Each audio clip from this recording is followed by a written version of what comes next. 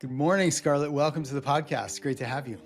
Oh my gosh, John, I am so excited for this conversation today. Thank you so much for having me on the show. You said that making more money isn't necessarily the answer to your money problems. I'd love to hear your perspective on that in more detail. More money is not the solution to that problem, because I've worked with clients with very little money coming in and they feel stressed. They feel like they're barely scraping by and they're living paycheck to paycheck. I've worked with clients who have a great, decent amount of money coming in consistently from a 9-to-5 job, and they also feel stressed, like they're barely getting by and living paycheck to paycheck. Because it's not about the amount of money, it's about your relationship with money. It's about how you feel about your money, what you think about money, your perspectives and your beliefs that you learned about money when you were growing up. Once you started to shift your mindset around money, and once you can see your money clearly because you track it and manage it, then the third step is to... Today's guest is Scarlett Stanhope, also known as the Biz Hippie.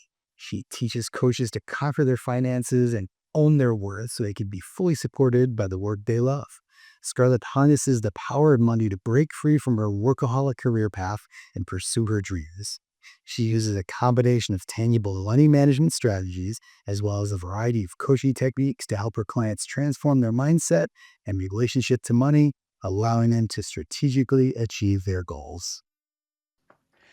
Good morning, Scarlett. Welcome to the podcast. Great to have you. Oh my gosh, John, I am so excited for this conversation today. Thank you so much for having me on the show. Yeah, my pleasure. So I was reading more about you, and your background is super interesting to me. So you were 18 years old, you were managing restaurants, you were going to school, and then you had an incident, I guess we could call it. So maybe bring us up to speed and talk about those, that period of time and what happened. Oh my gosh, you want me to talk about the incident? That's what we're diving into? Okay. Yeah, let's talk about it. So, up like my whole entire life, my childhood, my young adulthood was really rooted in this idea of success. Like, I need to be perfect. I need to do it right. I need to be successful. I need to get straight A's in school. I need to never get in trouble. I need to make sure I get a high paying job, make lots of money, that I'm strategic and responsible with my money, and just like do everything right.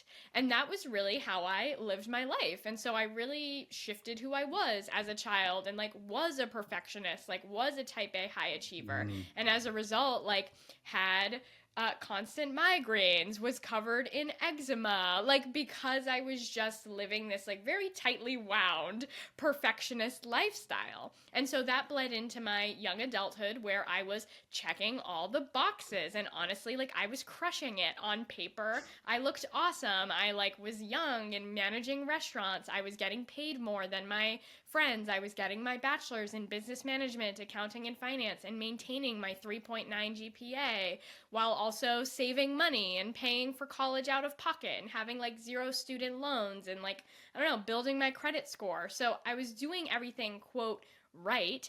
And yet, at the same time, I was unfulfilled. I was unfulfilled. And not only that, I felt like a zombie living in my own life. I was totally disconnected from who I was, what I wanted. And I was just running the rat race of what I thought I should be doing in order to be successful, and hoping that when I crossed some magical threshold in the future, that finally I would feel good. Finally, my life would start and I could actually start enjoying this life. Yeah. So, I mean, yeah, you were, getting involved in the whole credentials arms race, right? Making yourself look as good as possible on paper. Yeah. Doing everything that everybody said you should do. And it's so interesting because, you're told that, you do X, Y, and Z and you'll be happy, right? Because you'll have a good life. But that wasn't the case for you.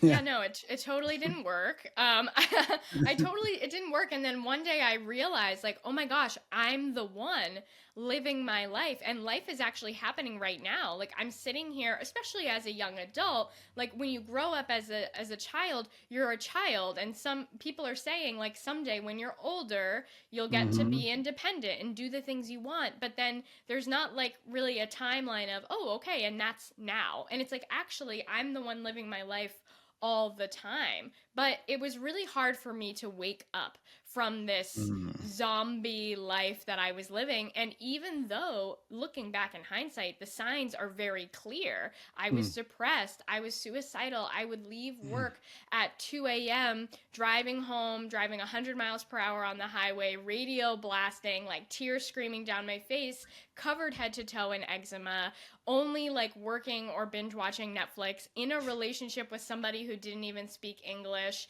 And yet I couldn't like connect the dots and realize that something was wrong. I just thought this was normal. I just thought this was life because I had never experienced this phase of life before. And so it wasn't until the incident, as you called it, that really woke me up. And I like to describe that as a really harsh rock bottom where I was in this state that I just described. And so one day I was given an edible, like a cannabis marijuana edible, and it was like there was a miscommunication with me and the other person for like how much of this edible I was supposed to eat. And so she like hands me this amount and I just like eat it. And then she goes, "You ate the whole thing?" And I was like, "What? I mean, you handed it to me." And so then I was like, okay, like I need to leave. I need to go home. So I went to my boyfriend's house, which luckily was very close. So I didn't have to like drive very far, my boyfriend at the time.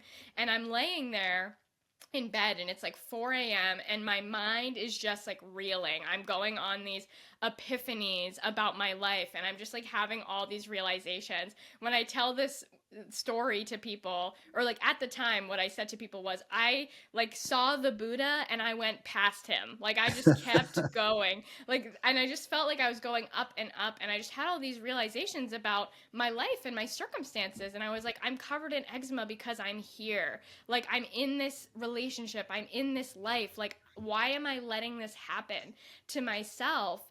And then what happened was like I had this high epiphany and then I felt my soul come back into my body and then like go like past my body. And I just had this thought of like, oh my gosh, what's happening is I just am like having seizures and dying. And this is like a near death experience. And I just experienced like the afterlife and I'm like in between realms. And I went into a full blown panic attack mode. And I genuinely believed like I am dying. Like this is the experience of death and a death experience. And also I was young and like weed wasn't legal yet where I live. It is legal now. And you know, there's all these childhood thing or, you know, common like drugs are bad. Don't do drugs. So I didn't know anything about marijuana. I was like, of course I can overdose from this. Like, of course I can die from this. So I had like no scientific evidence to tell me I was safe. I was just like, I am dying. That is what's happening. And it was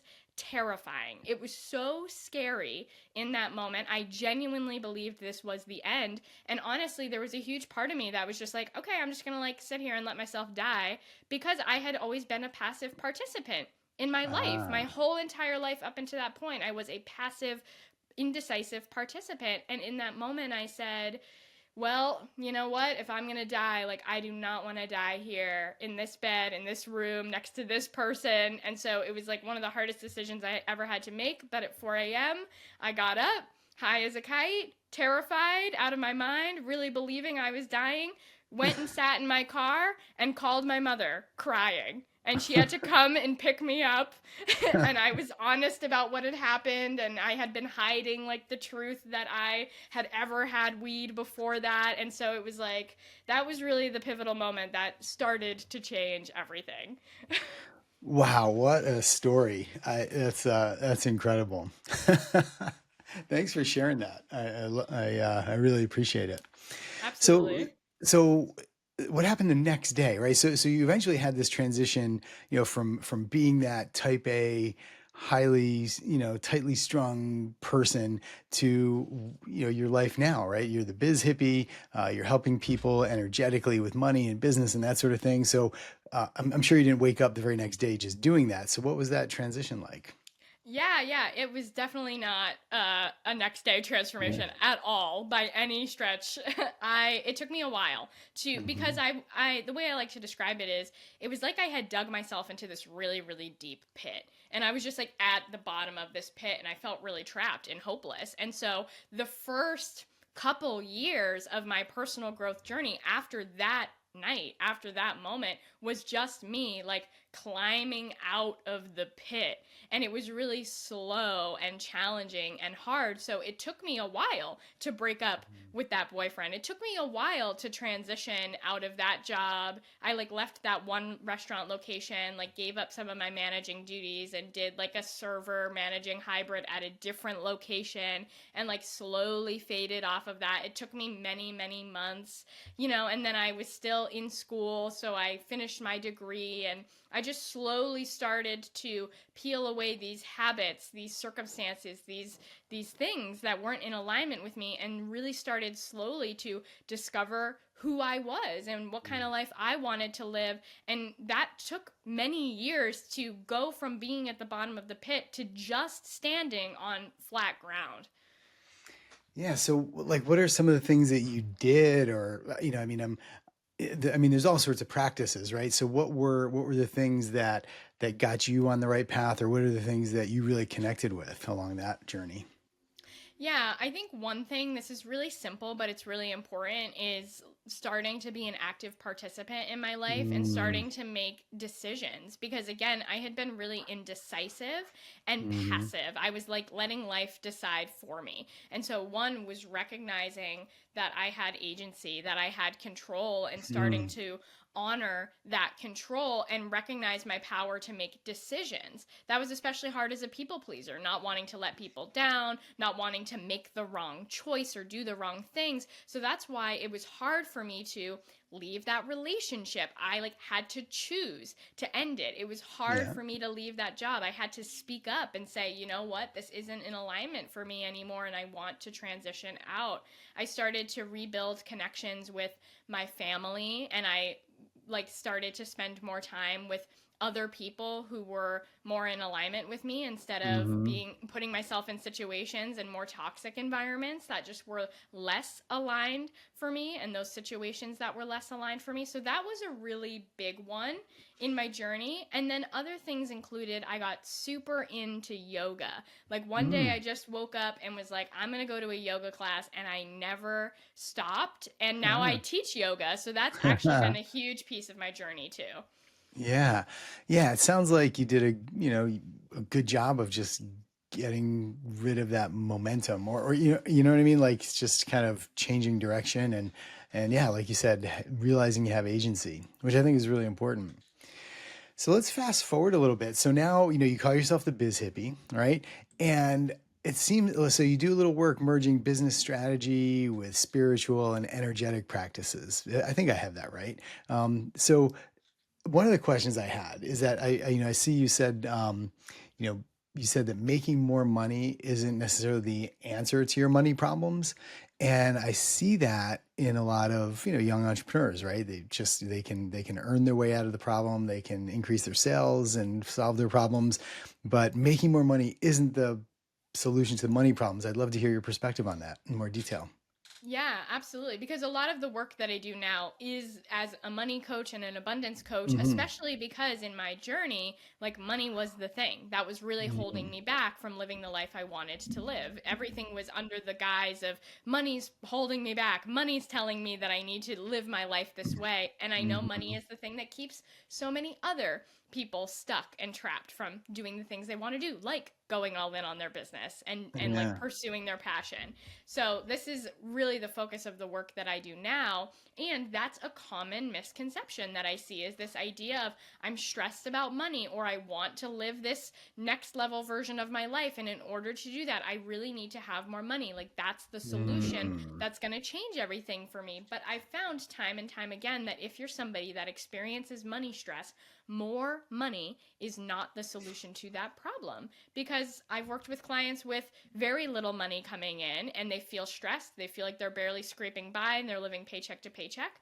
I've worked with clients who have a great decent amount of money coming in consistently from a 9 to 5 job, and they also feel Mm. stressed, like they're barely getting by and living paycheck to paycheck. Because it's not about the amount of money, it's about your relationship with money. It's Hmm. about how you feel about your money, what you think about money, your perspectives and your beliefs that you were learned, that you that you learned about money when you were growing up that now impacts how you live your life. It's Mm, about your awareness around your money and how you choose to use it and spend it. And what often happens is people have an unconscious, unintentional, emotional based relationship with their money. So when they do make more money, they just spend it without right. even noticing it. And it's just slipping through the cracks because even though you're making more money, your relationship hasn't changed. So you're just taking the same situation and you're expanding it because you're just Hmm. pouring more money into it.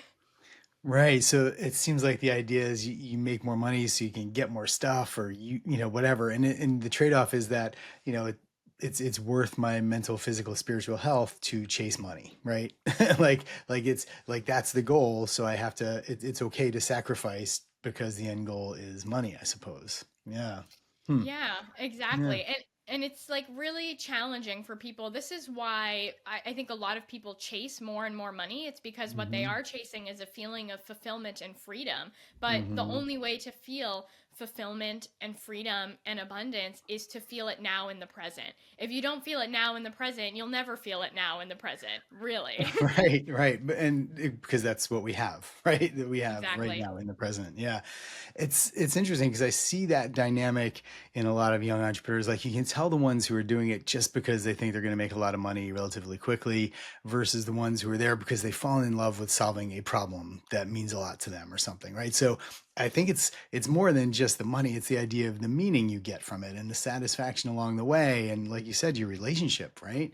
So what are some common limiting beliefs around money? Especially in terms of entrepreneurship, but in general, people have limiting beliefs when it comes to money. So what are some of those?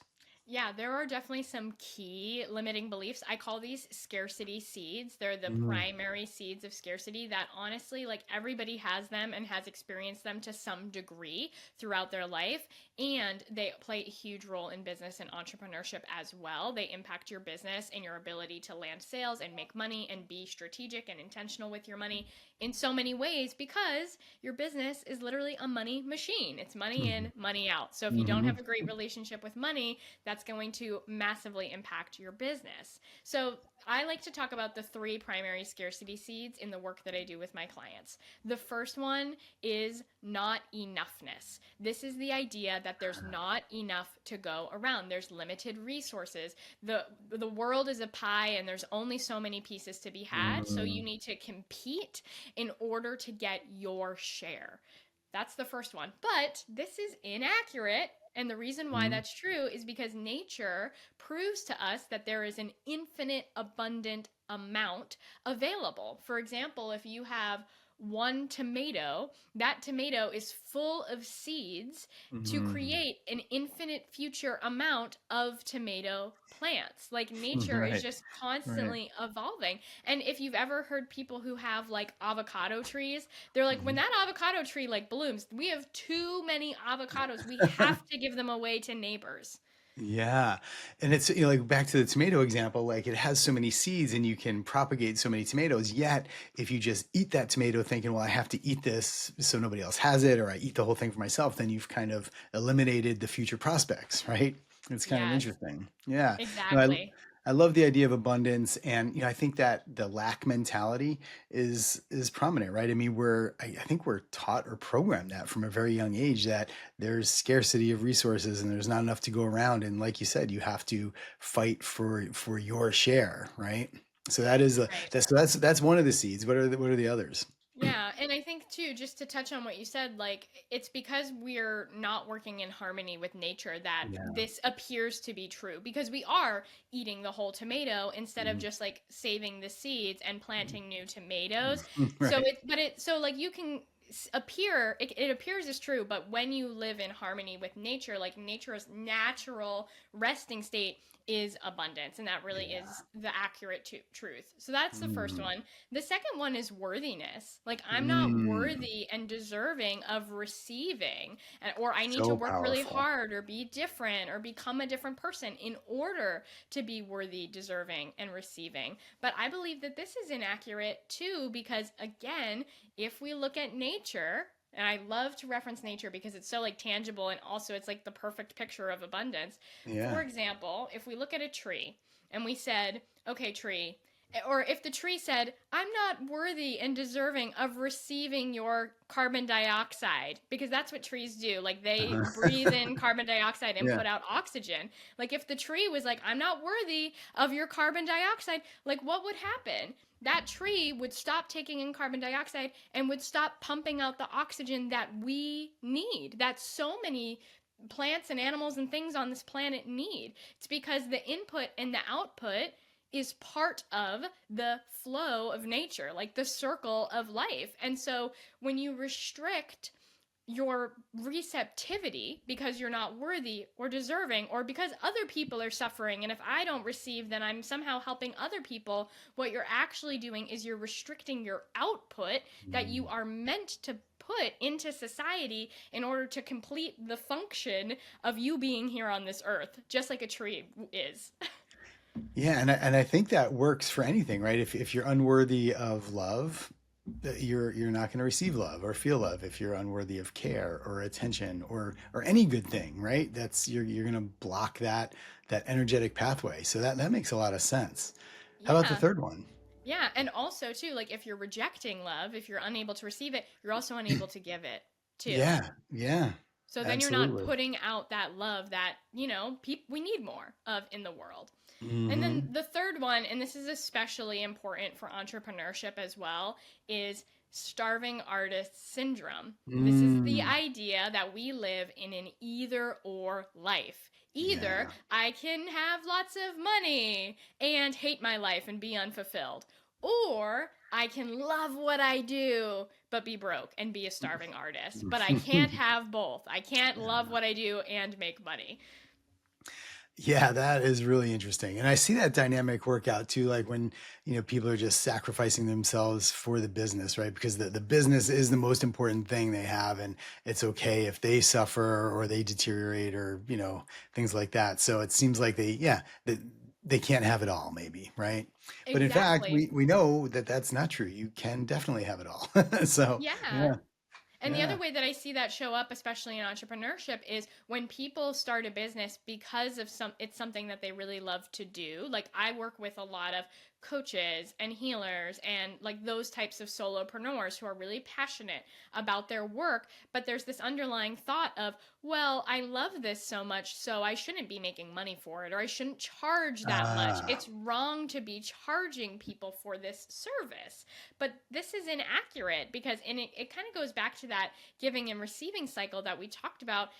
If you are restricting your ability to take in money, what you're doing mhm. is you're also restricting your ability to output the service and the value that you feel called to provide, that you're meant to provide, that you're passionate about. Like you have to be able to financially support yourself in order to give at the highest level. It's really hard to deliver highly and deliver a lot of value to your clients if you are not financially cared for, and if you are stressed about money, and if you can't put food on the table. So actually the two feed into each other. When you do what you love, you become magnetic, you become passionate, you attract money to you. Money loves that. And then as a result of taking that money in and really having a solid relationship with money where you feel abundant, where you feel thriving, all of that pours into the value that you offer and the service that you provide, and it just becomes infinitely expansive. Yeah, I agree with that. And the idea that excuse me, ADHD, I just lost my thought. Anyway, so Sia, you can edit that little part out of my glitch there. Anyway, oh, so what I was gonna say was that when I'm one of the biggest problems I see early on is that people, yeah, they just don't know how to price or charge and they feel really weird about it, like you said, right? So really I mean, you said it much better than I have been saying it, but the idea is like, hey, you're providing value, you should receive value for that. And it's just an energetic exchange, right? Money for service or money for product or whatever. Um, The other thing I wanted to mention was that, we're talking about, attracting money and energy of money. And I could imagine some people thinking, what are these two talking about? Like, money is money, it's tangible, it's here. Energy is something completely different. How could you possibly mix the two? What the hell is going on here? So, do you get that kind of skepticism when you talk to people, or like, how do you bridge that gap for people? Because I'm with you, I'm all in, I get it, but I could imagine people wondering, well, how do you mix those two? Yeah, let's talk about it a little bit more. And honestly, like I attract kind of the woo people who get it because this is how I talk. But for people who are listening and are like, Scarlett, I'm more biz and less hippie, I got you. Don't worry. I got the biz brain too.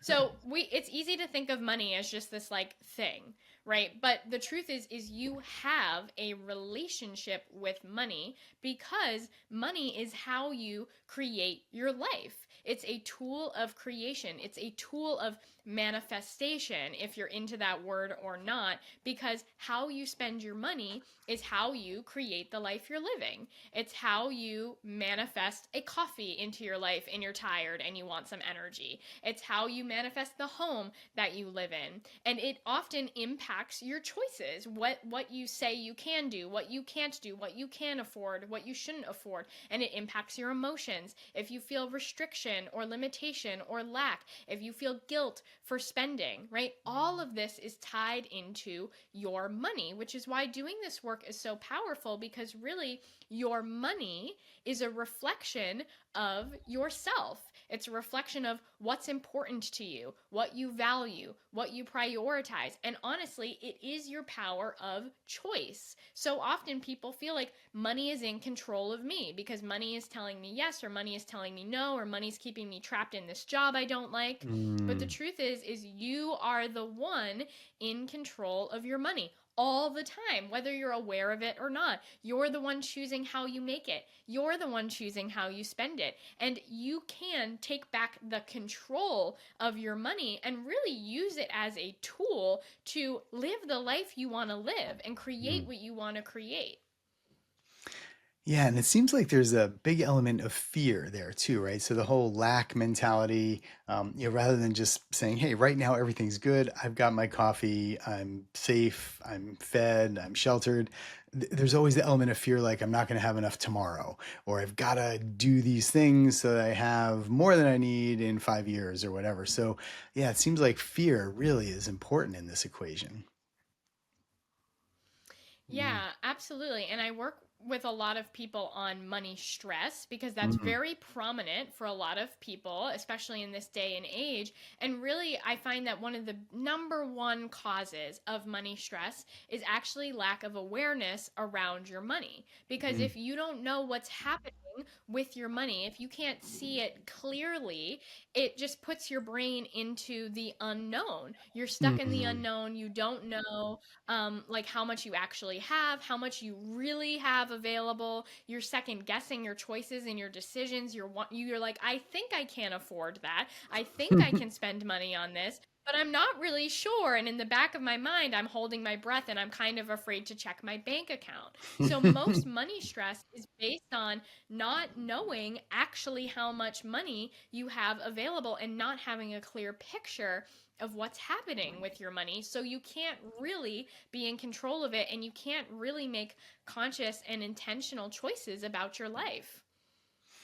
Yeah, and it's planning, right? It's understanding the position you're in, appreciating it, and and it's fine to want more and want to improve and reach for more. But it's also important to just kind of understand that you can also be happy where you're at, right?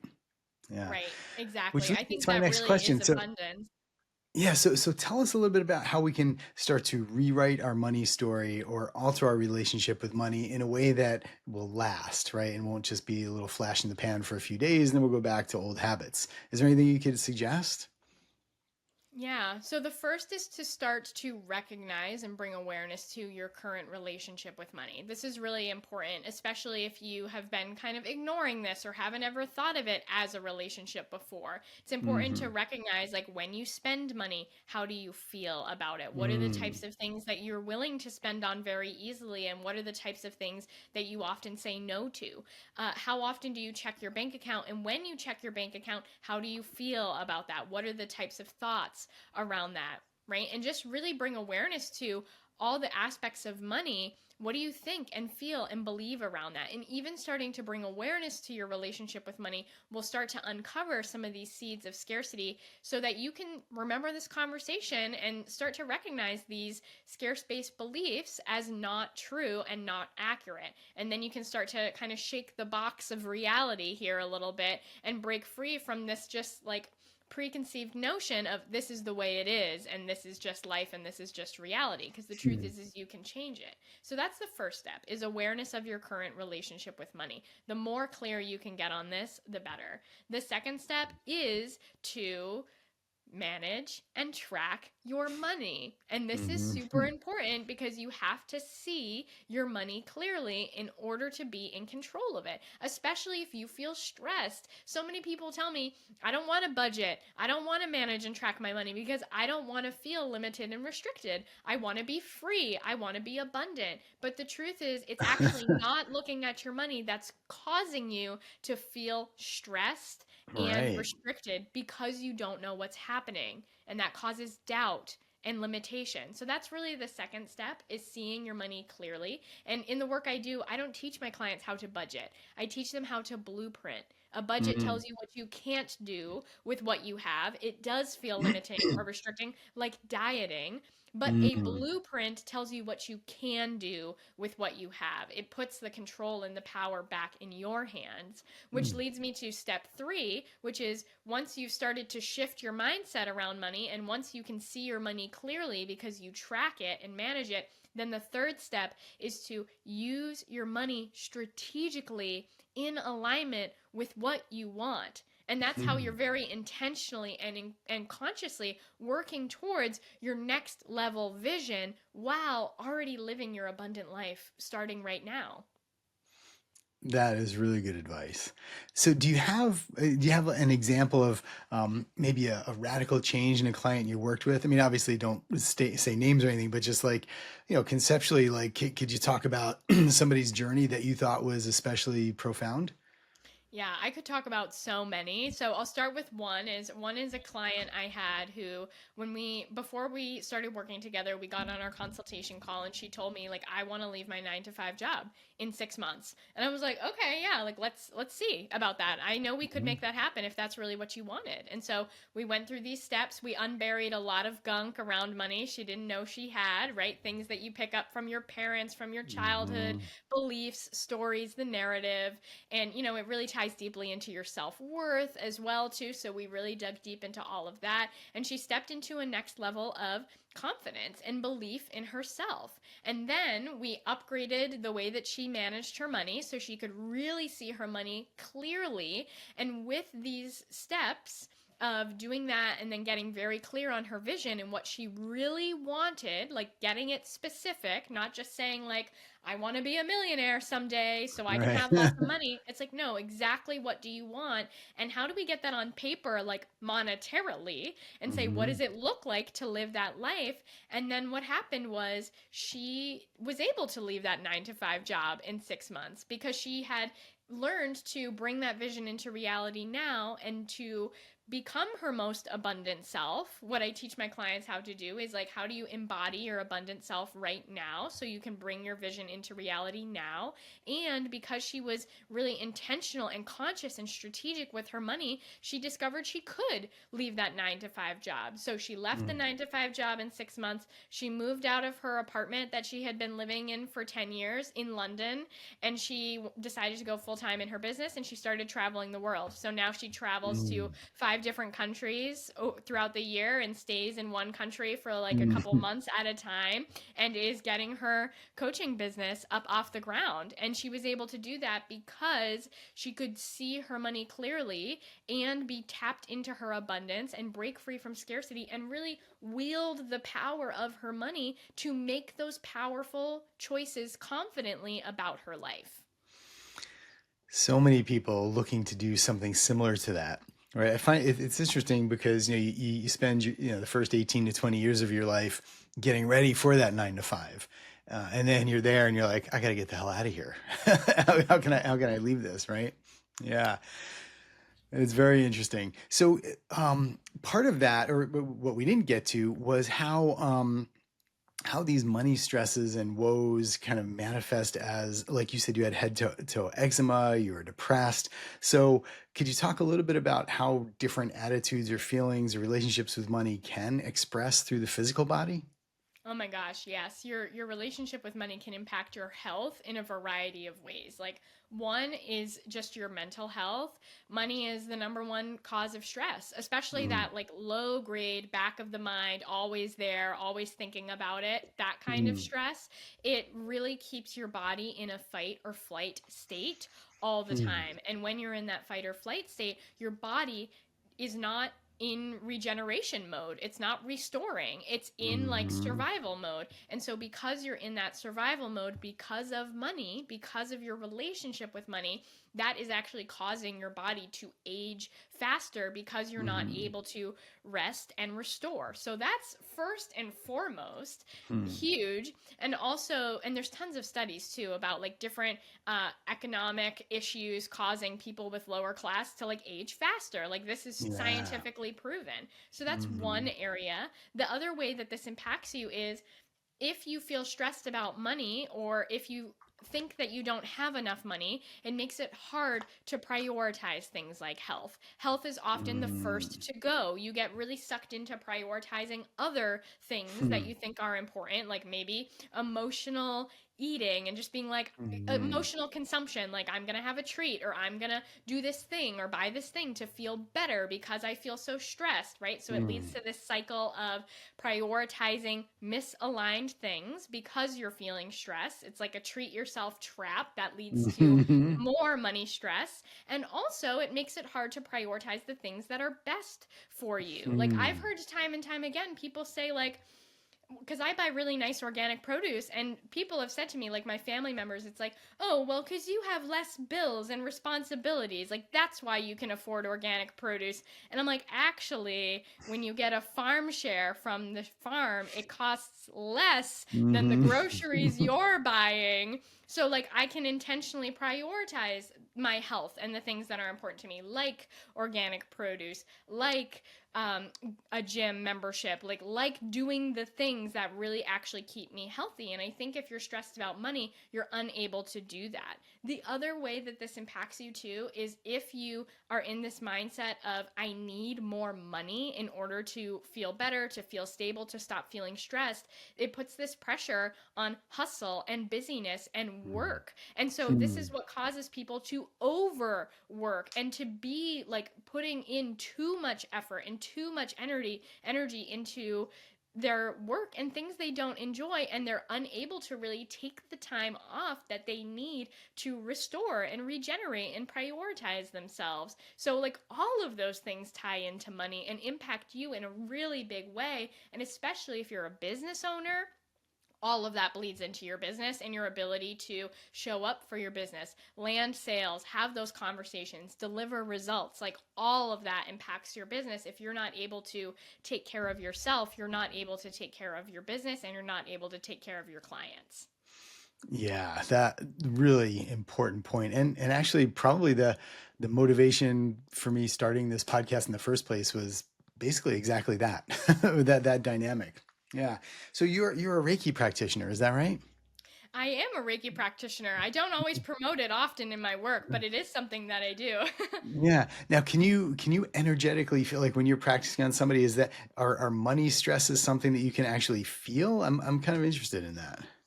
Yes, but only I would say the way that I experience it and feel it is because I don't I don't look at money as money. I look at money as a reflection of you. Like money is Right. the deepest form of personal growth and development because money is just a perfect mirror of Uh, what you believe in, your values, your priorities, like any of your self-doubts and shames and guilt, like all of that is just reflected on money. So when I do mm, Reiki, we're doing like really deep personal growth and healing. We're doing like, and I actually do this in my coaching work as well too, and teach my clients these techniques of looking at the different parts of yourselves, understanding like what they need, why they feel the way they feel, looking at the different wounds, the moments in time where mm, you were taught things, moments in time where you were like traumatized in different ways, and how that impacted how you see yourself, how you see the world, and how you show up, and how you take action, and how you default respond to situations and circumstances. Like, I teach my clients how to do all of that in coaching, and I do all of that in my Reiki sessions. And in my mind, all of that is connected to your relationship with money. That is a great point. Yeah. No, thanks for clarifying that. I think that was right on. Good. Cool. Yeah. Well, so if people are interested in learning more about you and your work, or just, finding you, how can they do that?